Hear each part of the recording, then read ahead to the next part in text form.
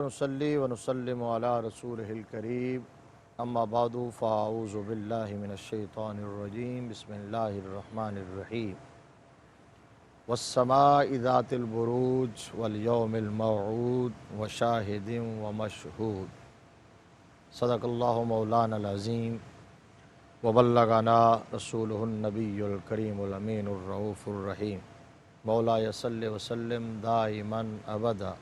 على حبيبك خير الخلق كلهم والحبيب الذي ترجى شفاعته لكل هول من الأهوال مقتحم۔ حمد و صلات کے بعد معزز ناظرین، ہماری آج کی گفتگو کا موضوع ہے یوم عرفہ کی فضیلت۔ عرفہ ماہ ذی الحج شریف کی 9 تاریخ 9واں دن ذی الحج شریف کا جو ہے اس کو عرفہ کا دن کہا جاتا ہے۔ یاد رہے کہ تمام دن، تمام راتیں، تمام مہینے، تمام اوقات یہ اللہ کے پیدا کرتے ہیں، اور فی نفس ہی اور فی حد ذات ہی ایک دن کو دوسرے دن پر، ایک رات کو دوسری رات پر، ایک وقت کو دوسرے وقت پر، ایک جگہ کو دوسری جگہ کے مقابلے میں کوئی فضیلت، فوقیت، برتری، تفوق اور تعلی حاصل نہیں ہے، لیکن کچھ دنوں کو، کچھ راتوں کو، کچھ جگہوں کو، کچھ اوقات کو اپنی ہی جنس کی دوسری چیزوں کے مقابلے میں اگر فضیلت، برتری، فوقیت حاصل ہوتی ہے تو وہ کسی خاص نسبت سے، کسی خاص واقعہ کی وجہ سے جو اس میں رونما ہوا ہوتا ہے۔ مثال کے طور پر ساری راتیں برابر ہیں اور ساری راتوں کی فضیلت، عظمت وہ ایک جیسی ہے، لیکن ان میں شب قدر، ان میں شب برات، ان میں شب جمعہ، ان میں لیلۃ الجائزہ، یہ راتیں جو ہیں یہ اپنی خاص اہمیت رکھتی ہیں اور فضیلت اور ثواب کئی گنا زیادہ رکھتی ہیں، اور اس کی وجہ وہ ہے کہ ان کو کسی نہ کسی چیز کے ساتھ نسبت حاصل ہوئی۔ مثلا مثال کے طور پر شب قدر کو چونکہ اللہ کے کلام کے ساتھ نسبت حاصل ہوئی، وہ نزول قرآن کی رات بنی، اس وجہ سے 1000 ماہ سے افضل اور بہتر اسے قرار دیا گیا۔ اسی طرح ماہ رمضان المبارک کو دوسرے مہینوں کے مقابلے میں عظمت، بزرگی اور فضیلت حاصل ہے، تو اس کی وجہ بھی یہ ہے کہ اس کے اندر قرآن کا نزول ہوا۔ خالق کائنات نے فرمایا شہر رمضان الذی انزل فیہ القرآن۔ اسی طرح شہروں میں سے شہر مکہ وہ ہے جس کی میرے رب نے قسم ارشاد فرمائی ہے، فرمایا لا اقسم بہذا البلد وانت حل بہذا البلد، محبوب مجھے اس شہر کی قسم ہے، اس لیے کہ آپ اس شہر میں مقیم ہیں، آپ اس شہر میں رہتے ہیں۔ تو شہر مکہ کی قسم ارشاد فرمائی اور اس کی وجہ بھی بتا دی۔ بہت ساری مثالیں دی جا سکتی ہیں، لیکن وقت کے دامن میں اتنی گنجائش نہیں۔ آج جو ہمارا موضوع ہے یوم عرفہ، اسے باقی دنوں کے مقابلے میں بہت فضیلت، بہت برتری، بہت عظمت، بہت بزرگی حاصل ہے، اور اس کی بہت ساری وجوہات ہیں، بہت سارے اس کے اسباب ہیں، بہت سارے واقعات ہیں، بہت ساری نسبتیں۔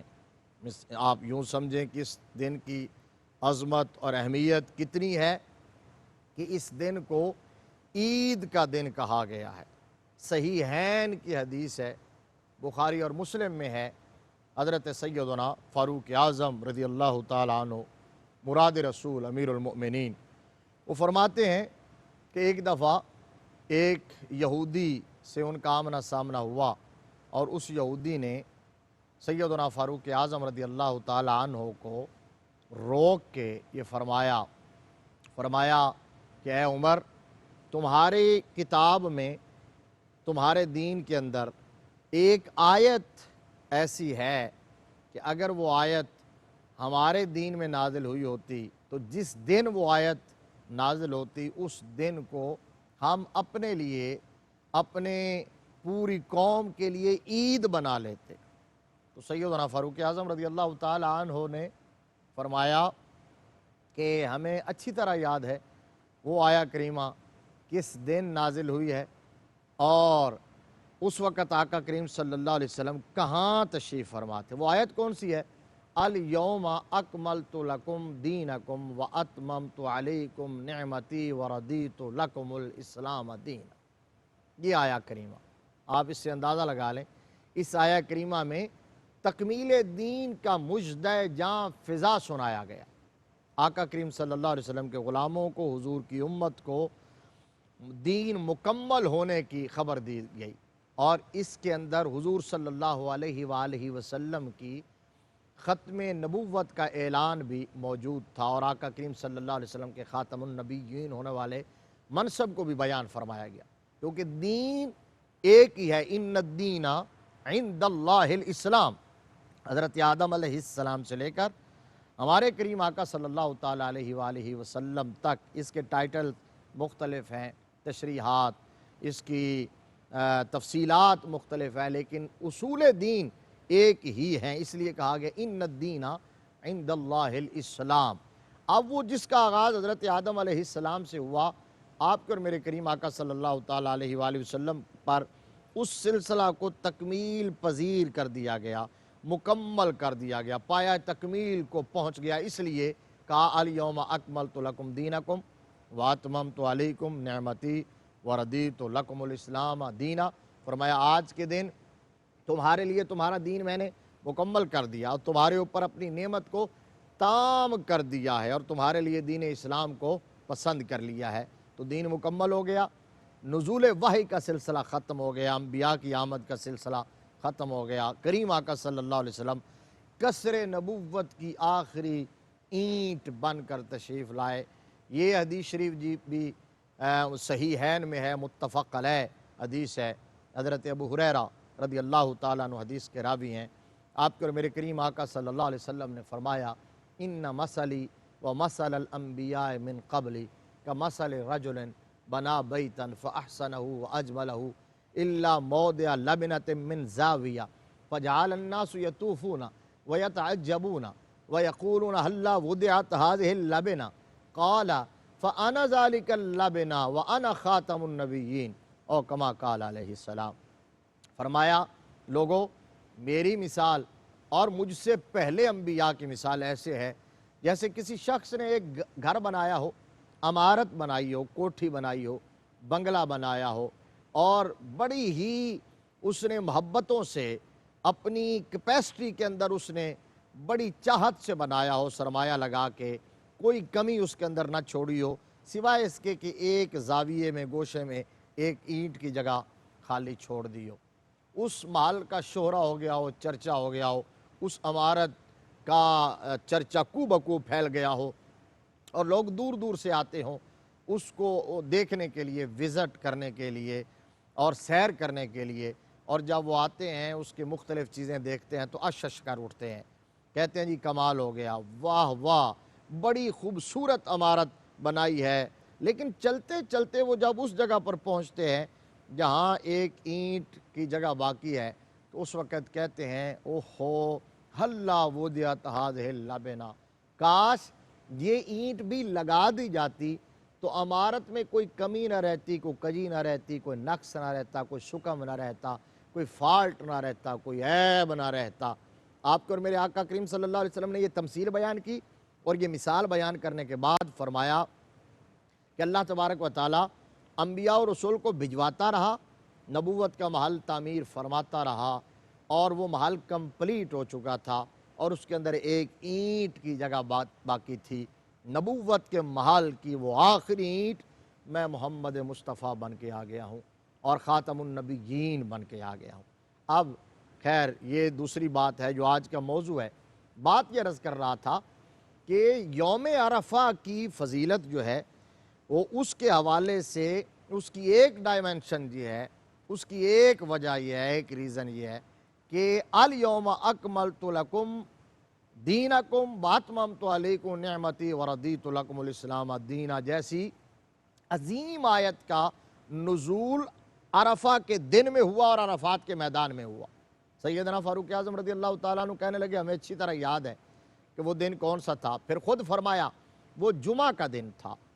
और अरफा का दिन था, और फरमाया यहूदी को मुखातब करके कि तुम तो कहते थे कि हम उसे ईद बना लेते, हमारे लिए तो उस दिन डबल ईद है। जुमा का दिन भी मुसलमानों के लिए ईद है और अरफा का दिन भी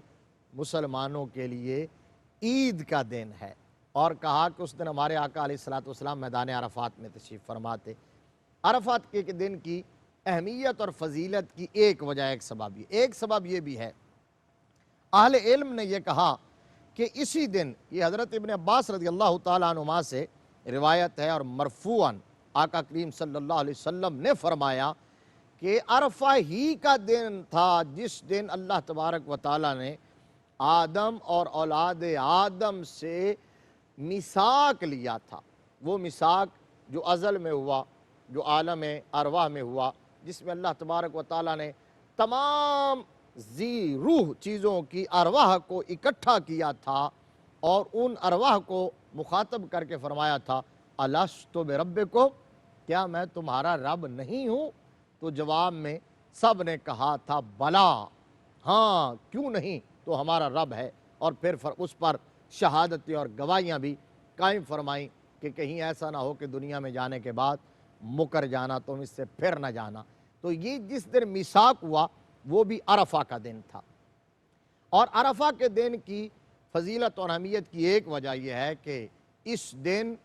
हज अदा किया जाता है, जो इस्लाम का अजीम तरीन रुकन है, अरकान इस्लाम में से अहम तरीन रुकन है।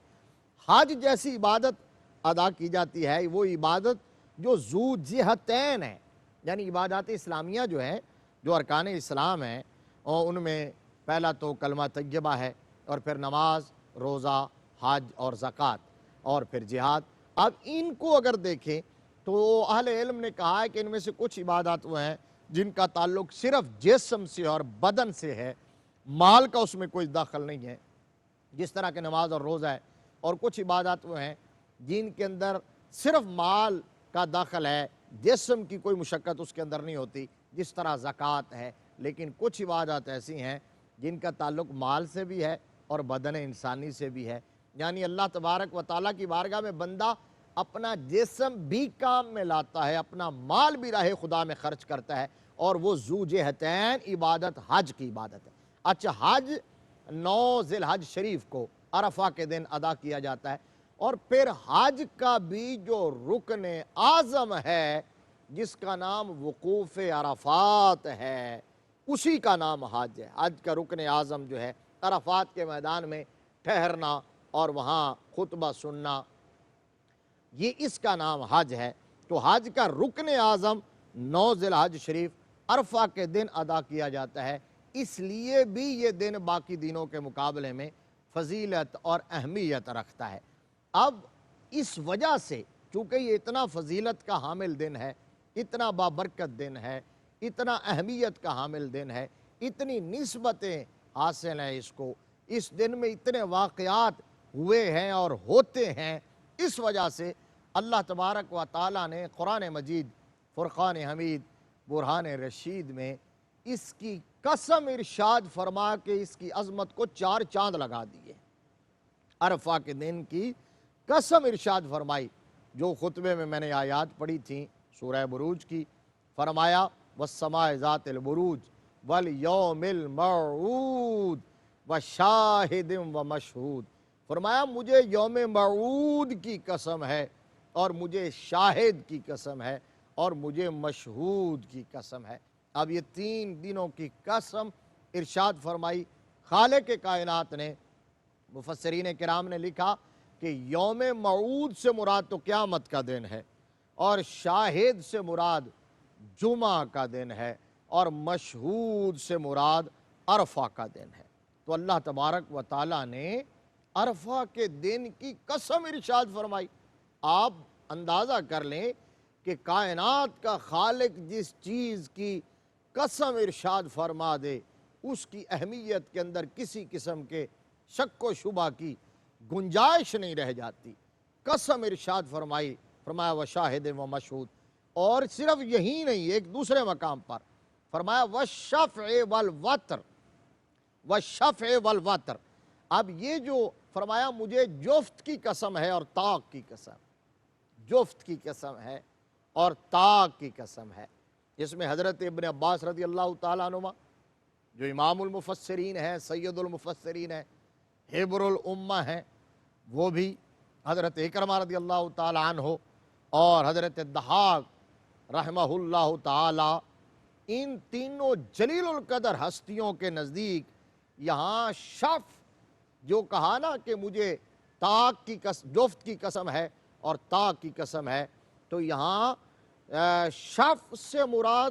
جفت سے مراد عید الاضحیٰ کا دن ہے، 10 ذی الحج شریف، اور والوتر جس کو ہم وطر کہتے ہیں، جہاں والوتر کہا گیا، وہ جو طاق دن کی قسم اللہ تبارک و تعالیٰ نے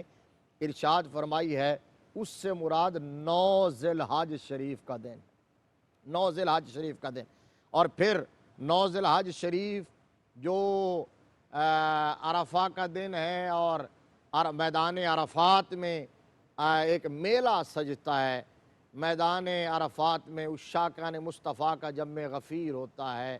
میدان عرفات کے اندر اللہ کے بندے اللہ کی بارگاہ میں اللہ کے حضور اس انداز میں حاضری پیش کر رہے ہوتے ہیں کہ اس کی نظیر نہیں ملتی۔ ایک جیسا لباس ہوتا ہے، ننگے سر ہوتے ہیں، اور ایک ترانہ ہوتا ہے، رنگ سے، نسل سے، زبان سے، علاقائیت سے بالا تر ہو کر صرف ایک ہی ترانہ گونج رہا ہوتا ہے، لبیک اللہم لبیک، لبیک لا شریک لک لبیک، ان الحمد والنعمت لک والملک لا شریک لک۔ یہ ایسا ترانہ ہے، اور یہ اس طرح کی حاضری ہے اللہ کے حضور، یہ اس طرح کی پیشی ہے کہ لباس ایسا پہنا ہوا ہے جو کفن کے مشابہ ہے، 2 چادریں ہیں، 2 بڑی چادریں ہیں اور سفید رنگ کی چادریں ہیں، اور اسی طرح بندے کو کفن دیا جاتا ہے۔ تو یہ اس انداز کی حاضری میرے اللہ کو اتنی پسند ہے، اور اتنا رب راضی ہوتا ہے، اتنا راضی ہوتا ہے، اتنا راضی ہوتا ہے کہ 2 جلیل القدر ہستیاں، ایک ام المومنین حضرت سیدہ عائشہ صدیقہ رضی اللہ تعالی عنہا، اور دوسرے حضرت عبداللہ بن عمر رضی اللہ تعالی عنہما، یہ دونوں روایت کرتی ہیں۔ ان دونوں کی روایات کا نچوڑ اور خلاصہ اور حاصل میں پیش کر رہا ہوں کہ اللہ تبارک و تعالی اس دن ملائکہ کو جمع کرتا ہے، اور ملائکہ کے سامنے میدان عرفات میں جمع ہونے والے اپنے بندوں کے انداز اور رنگ ڈھنگ اور ان کی عاجزی اور ان کی انکساری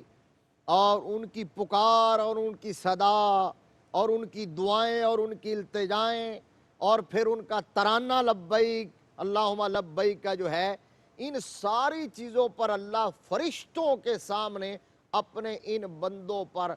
فخر و مباحات فرماتا ہے، فخر کا اظہار فرماتا ہے ملائکہ دیکھو میرے بندے کس انداز میں آئے ہیں، کس انداز میں مجھے پکار رہے ہیں، کس طرح مجھے یاد کر رہے ہیں، کس طرح مجھ سے مانگ رہے ہیں، کس طرح انہوں نے اپنے آپ کو میرے سامنے ذلیل و رسوا کیا ہوا ہے۔ ملائکہ کے سامنے فخر کا اظہار کیوں فرماتا ہے اللہ تبارک و تعالی؟ اس لیے کہ تخلیق آدم کے وقت ملائکہ نے اعتراض کیا تھا، اتجعل فیہا من یفسد فیہا ویسفک الدماء ونحن نسبح بحمدک ونقدس لک۔ یا اللہ تو زمین میں ایسی مخلوق کیوں بنا رہا ہے جو زمین میں قتل و غارت گری کرے گی، جو فساد پھیلائے گی، خون ریزی کرے گی، اور ہم ہیں نا تیری تسبیح کرنے والے، تیری تقدیس، تیری پاکی بیان کرنے والے۔ تو اللہ تبارک و تعالیٰ آج دکھلاتا ہے، ملائکہ کو بلا کے جمع فرما کے اپنے بندوں کی طرف توجہ کرواتا ہے کہ دیکھو جن کے بارے میں تم کہتے تھے کہ یہ فسادی ہیں، یہ خون ریزیاں کریں گے، دنگا فساد اور قتل و غارت کری کریں گے، آج دیکھو تو صحیح وہ کس انداز میں مجھے پکار رہے ہیں، کس انداز میں مجھے یاد کر رہے ہیں، آج کس طرح ان کے آنکھوں سے چھما چھم آنسو برس رہے ہیں، آج ان کے اندر آخرت کا خوف کس طرح موجزن ہے، اللہ کی بارگاہ میں جواب دہی کے تصور سے وہ کس طرح کانپ رہے ہیں، کس طرح آج یکجہتی اور یگانگت کا اظہار کر رہے ہیں، کس طرح ملت واحدہ اور امت واحدہ بن کے کھڑے ہوئے ہیں، کس طرح انما المؤمنون اخوہ کا اظہار کر رہے ہیں۔ اور یہی وجہ ہے کہ آقا کریم صلی اللہ علیہ وسلم نے عرفات کے میدان میں حجۃ الوداع شریف کے موقع پر جو آفاقی خطاب فرمایا تھا، جو یونیورسل پیغام میرے آقا کریم صلی اللہ علیہ وسلم نے دیا تھا، اس کے اندر سب سے زیادہ مساوات انسانی پر زور دیا تھا اور اخوت اسلامیہ پر زور دیا تھا۔ میرے آقا کریم صلی اللہ علیہ وسلم نے انما المؤمنون اخوہ کا پیغام دوبارہ یاد کروایا تھا اور فرمایا تھا، لوگوں سن لو، کسی گورے کو کسی کالے پر، کسی کالے کو کسی گورے پر، کسی عربی کو اجمی پر، اجمی کو عربی پر کوئی فضیلت، فوقیت، برتری حاصل نہیں ہے۔ ہاں، اللہ کی بارگاہ میں اگر کسی کو برتری، فضیلت حاصل ہے تو وہ صرف اور صرف تقوی کی بنیاد پر حاصل ہے۔ ان اکرمکم عند اللہ اتقاکم۔ اور پھر انسانی جان کی حرمت کے حوالے سے میرے مصطفیٰ کریم صلی اللہ علیہ وسلم نے جس انداز میں مثال دے کے بیان فرمایا تھا، ہم اندازہ نہیں کر سکتے کہ آقا کریم صلی اللہ علیہ وسلم نے کتنا بڑا پیغام کس انداز میں دیا۔ فرمایا، کعبۃ اللہ کی طرف اشارہ کر کے، مکہ المکرمہ کی طرف اشارہ کر کے، اس شہر کو جانتے ہو، اس کی حرمت کا تمہیں پتہ ہے، آج کے دن کی حرمت کا تمہیں پتہ ہے کہ آج کے دن کی حرمت کیا ہے؟ تو صحابہ اکرام نے اس وقت میدان عرفات میں جمع ہونے والوں نے عرض کیا تھا کہ آقا، یہ دن بھی بڑا محترم ہے اور کعبۃ اللہ بھی بڑا محترم ہے، شہر مکہ بھی بڑا محترم ہے۔ تو آقا کریم صلی اللہ علیہ وسلم نے فرمایا کہ انسانی جان کی حرمت اسی طرح ہے جس طرح آج کے دن کی حرمت ہے، جس طرح کعبۃ اللہ کی حرمت ہے، جس طرح شہر مکہ کی حرمت ہے۔ اب میرے آقا کریم صلی اللہ علیہ وسلم نے، میں عرض یہ کر رہا تھا کہ 9 ذی الحج شریف کو اللہ تبارک و تعالیٰ فخر فرماتا ہے اپنے بندوں پر، مباحات فرماتا ہے اور فرماتا ہے کہ اے ملائکہ، یہ میرے بندے مجھ سے کیا مانگ رہے ہیں، دیکھو تو صحیح ان کی آرزو کیا ہے، ان کی یہ بخشش مانگ رہے ہیں۔ فرمایا تم گواہ ہو جاؤ، میں نے آج ان کو بخشش کا پروانہ عطا فرما دیا ہے، میں نے ان سب کو بخش دیا ہے، ان کے گناہوں پر معافی کی قلم پھیر دی ہے۔ اور عرفہ کا دن کی جو روزہ رکھتا ہے، یہ بات بھی بڑی اہمیت کی حامل ہے کہ اس دن کے روزے کی بڑی فضیلت ہے، اس دن کا روزہ رکھنا بڑی اہمیت کا حامل ہے۔ اور نبی رحمت صلی اللہ تعالیٰ علیہ وآلہ وسلم کا فرمان عالی شان ہے، حضرت ابو قتادہ رضی اللہ تعالیٰ عنہ حدیث کے راوی ہیں، صحیح مسلم کے اندر یہ حدیث موجود ہے کہ آقا کریم صلی اللہ تعالیٰ علیہ وآلہ وسلم نے فرمایا ہے، جو بندہ عرفہ کے دن کا روزہ رکھتا ہے، وہ روزہ اس کے 2 سال کے گناہوں کا کفارہ بن جاتا ہے، 2 سال کے گناہوں کا کفارہ بن جاتا ہے۔ یعنی جس سال وہ روزہ رکھ رہا ہے اس سال کا بھی کفارہ، اور آئندہ جو آنے والا سال ہے اس کے اندر جو گناہ خدا نخواستہ اس سے سرزد ہوں گے، اس سال کے گناہوں کا بھی کفارہ بن جاتا ہے۔ صرف عرفہ کے ایک دن کا روزہ 2 سال کے گناہوں کا کفارہ بن جاتا ہے۔ اب لیکن اس میں یہ بات یاد رہے ناظرین کرام کہ یہ روزہ حاجیوں کے لیے جائز نہیں ہے، میدان عرفات میں رکھنا جائز نہیں ہے۔ اس کے علاوہ جو لوگ ہیں جو حج کے لیے نہیں آئے ہوئے، میدان عرفات میں نہیں ہیں، وہ یہ روزہ رکھ سکتے ہیں، اور ان کے لیے تو یہ عید کا دن ہے، اسپیشلی جو عرفات کے میدان میں ہے۔ اور جس طرح عید الفطر کے دن کا روزہ رکھنا ممنوع ہے، عید الاضحیٰ کے دن کا روزہ رکھنا ممنوع ہے، اسی طرح حاجیوں کے لیے جو میدان عرفات میں ہیں اس دن کا روزہ رکھنا ان کے لیے ممنوع ہے۔ اس کے علاوہ جو لوگ ہیں دنیا بھر میں جہاں کہیں رہتے ہیں، وہ اس دن کا روزہ رکھ سکتے ہیں، اور اس کے روزے کی بڑی فضیلت ہے اور وہ گناہوں کے لیے کفارہ بن جاتا ہے۔ اچھا، اس کے علاوہ یہ بات یاد رہے، مراکل فلاح کے اندر یوم عرفہ کی فضیلت کے حوالے سے ایک بڑی خوبصورت حدیث بیان کی گئی۔ اور اس کے اندر یہ حدیث کہ آقا کریم صلی اللہ علیہ وسلم نے فرمایا عرفہ کا دن افضل الایام ہے، عرفہ کا دن افضل الایام ہے، تمام دنوں سے افضل دن ہے۔ اور پھر اگر وہ دن جمعہ کا آ جائے، یعنی 9 ذی الحج شریف ہو اور جمعہ کا دن ہو، تو فرمایا پھر اس دن میں ادا کیا جانے والا حج 70 حج کے برابر اجر و ثواب رکھتا ہے، 70 حج کے برابر اجر و ثواب رکھتا ہے اس دن اگر جمعہ کا دن آ جاتا ہے۔ عرفہ کے دن کی وجہ تسمیہ کیا ہے؟ اس کو عرفہ کیوں کہتے ہیں؟ یوم عرفہ، عرفہ کا معنی تعارف ہوتا ہے نا، انٹروڈکشن ہوتا ہے، پہچان ہوتی ہے۔ تو عرفہ کے دن کی فضیلت اور عرفہ کے دن کی اہمیت آپ نے سنی۔ اب اس کی وجہ تسمیہ کہ عرفہ کے دن کو عرفہ کیوں کہا جاتا ہے، دو وجہ بڑی اہم ہیں۔ ایک وجہ تو یہ ہے کہ حضرت سیدنا ابراہیم خلیل اللہ علیہ السلام جد الانبیاء، ملت ابراہیمی اور دین حنیف کے بانی حضرت ابراہیم علیہ السلام، آپ کو جب خواب میں اشارہ ہوا، حکم ہوا اپنی پیاری چیز ذبح کرنے کا، تو 8 ذی الحج شریف کی رات میں پہلی دفعہ آپ کو جب اشارہ ہوا تو تھوڑا سا مشتبہ رہا، کانسیپٹ کلیئر نہیں ہوا کہ کیا مانگا جا رہا ہے اور کس چیز کا مطالبہ ہو رہا ہے۔ پھر جب 9 ذی الحج شریف عرفہ کا دن جو تھا، اس کی رات میں دوبارہ یہ خواب آیا تو اللہ کے خلیل حضرت ابراہیم علیہ السلام پر ساری صورتحال واضح ہو گئی، کلیئر ہو گئی۔ آپ جان گئے اور پہچان گئے کہ حکم ربی کیا ہے اور میرے خالق و مالک کا اور میرے خلیل کا مجھ سے تقاضا کیا ہے۔ اس تقاضا کو چونکہ آپ نے جان لیا تھا، پہچان لیا تھا، تو جاننے اور پہچاننے کو عرفہ کہا جاتا ہے، اس لیے اس دن کا نام عرفہ پڑ گیا، عرفہ کا دن۔ اور دوسرا یہ کہ اس دن کے اندر حضرت ابراہیم علیہ السلام کے پاس جبرائیل امین آئے، روح الامین تشریف لائے، اور حضرت ابراہیم علیہ السلام کو مناسک حج سکھلائے انہوں نے، از اول تا آخر حج کے ارکان اور مناسک سارے سکھلائے۔ جب بتا چکے، سکھلا چکے، تو اس وقت انہوں نے پوچھا حل عرفت ما رأیتک، جبرائیل امین نے حضرت ابراہیم خلیل اللہ علیہ السلام سے پوچھا حل عرفت ما رأیتک، کہ جو میں نے آپ کو بتایا ہے، جو سکھلایا ہے، جو آپ نے ابھی سیکھا اور دیکھا ہے، کیا آپ نے اچھی طرح پہچان لیا ہے؟ تو حضرت ابراہیم علیہ السلام نے عرض کیا نعم، فرمایا نعم، میں نے پہچان لیا ہے۔ تو چونکہ آپ نے مناسک حج کو سیکھنے کے بعد جبرائیل امین کے سوال کے جواب میں نعم فرمایا اور ان مناسک کو پہچاننے کا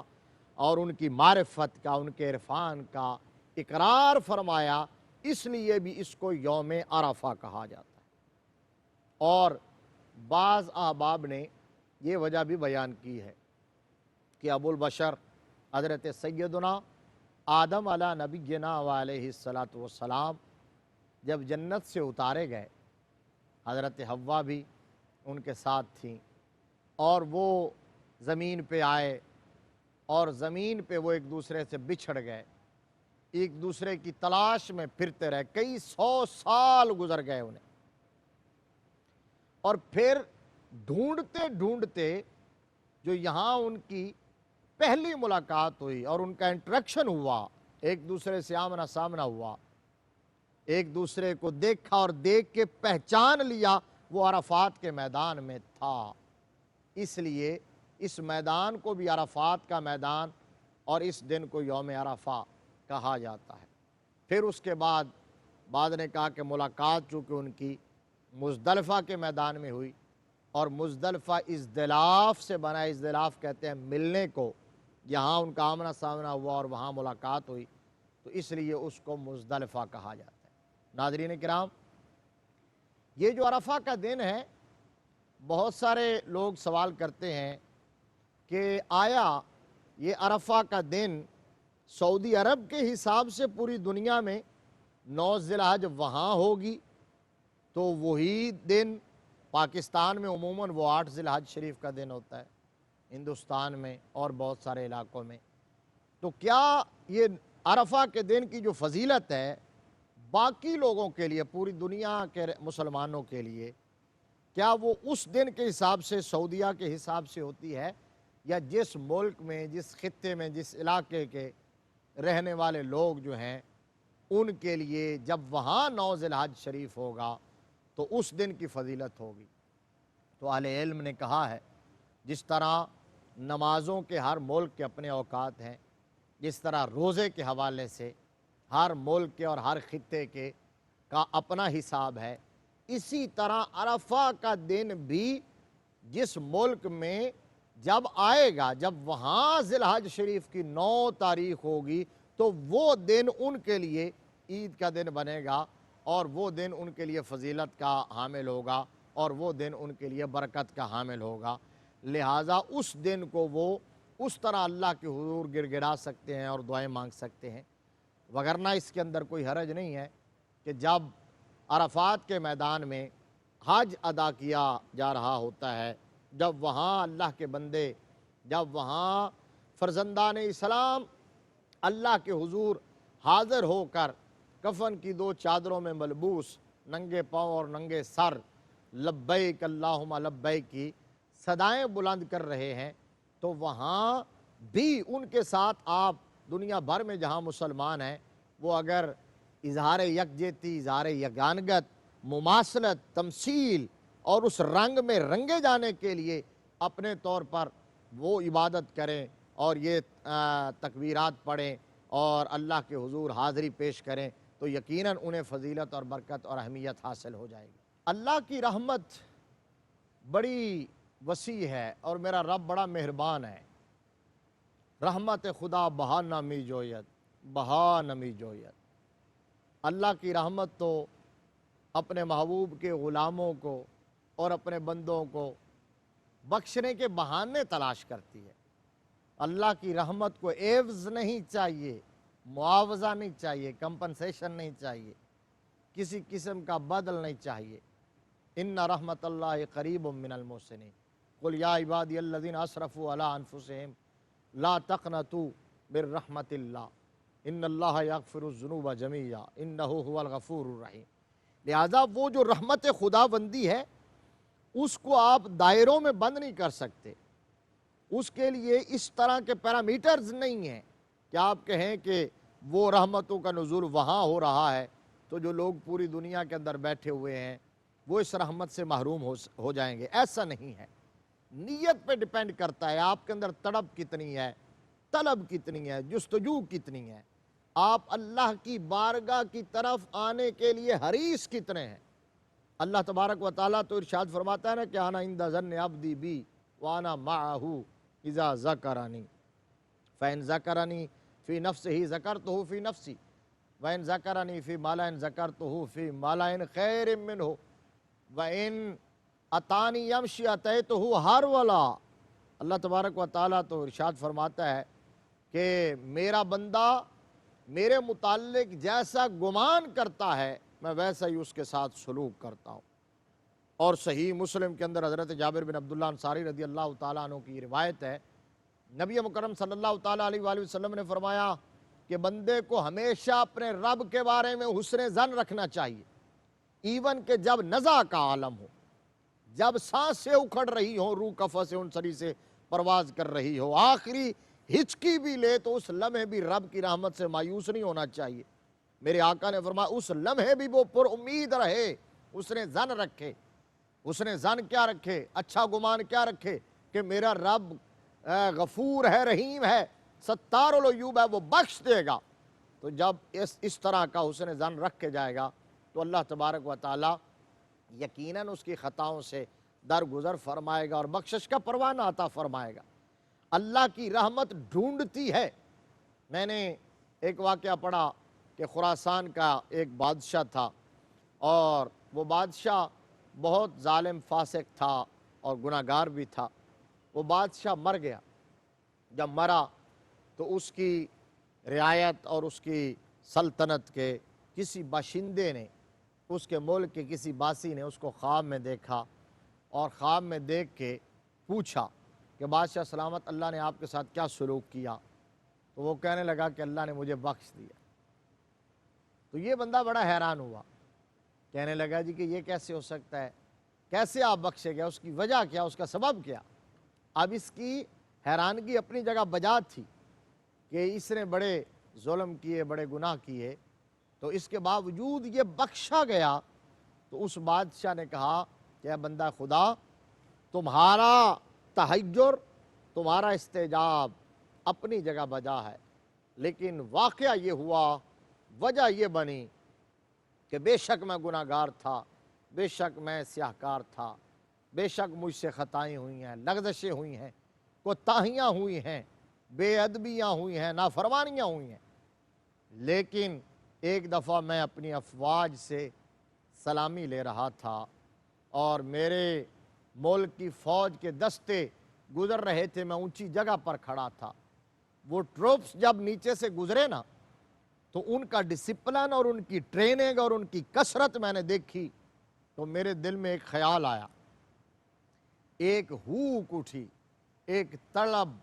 پیدا ہوئی، ایک تڑپ، ایک امنگ نے جنم لیا۔ اور وہ کیا تھی؟